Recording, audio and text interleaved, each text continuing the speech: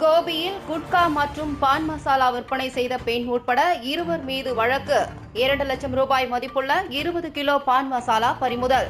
தடை செய்யப்பட்ட 20 கிலோ பான் மசாலாவை கோபி போலீசார் பறிமுதல் செய்தனர். பான் மசாலா விற்பனை செய்த பெட்டி கடைக்கு சீல் வைக்கப்பட்டது. கோபி பேருந்து நிலையம் அருகே உள்ள SDN காலனியில் தடை செய்யப்பட்ட புகையிலை, பான் மசாலா மற்றும் குட்கா விற்பனை நடைபெறுவதாக கோபி போலீசாருக்கு தகவல் கிடைத்தது. அதைத் தொடர்ந்து கோபி இன்ஸ்பெக்டர் பிரேமா மற்றும் போலீசார் SDN காலனியில் உள்ள பெட்டிக்கடை ஒன்றில் அதிரடியாக சோதனையில் ஈடுபட்டனர்.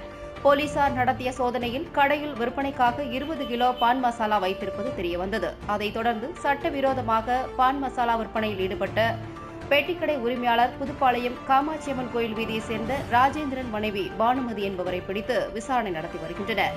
பானுமதிக்கு சட்டவிரோதமாக பான் மசாலா விற்பனை செய்தவர் யார் என்பது குறித்தும் விசாரணை நடத்தி வருகின்றனர். அதேபோன்று ஒத்தக்குதிரையில் தனியார் கல்லூரி அருகே உள்ள லோகநாதன் என்பவரது பெட்டிக்கடையிலும் போலீசார் நடத்திய சோதனையில் 1200 ரூபாய் மதிப்புள்ள பான் மசாலா பாக்கெட்டுகள் விற்பனைக்காக வைக்கப்பட்டிருப்பது தெரியவந்தது. அதைத் தொடர்ந்து பான் மசாலா பாக்கெட்டுகளை பறிமுதல் செய்த போலீசார் மேட்டுப்பாளையத்தைச் சேர்ந்த லோகநாதனின் பெட்டிக்கடைக்கு சீல் வைத்தனர்.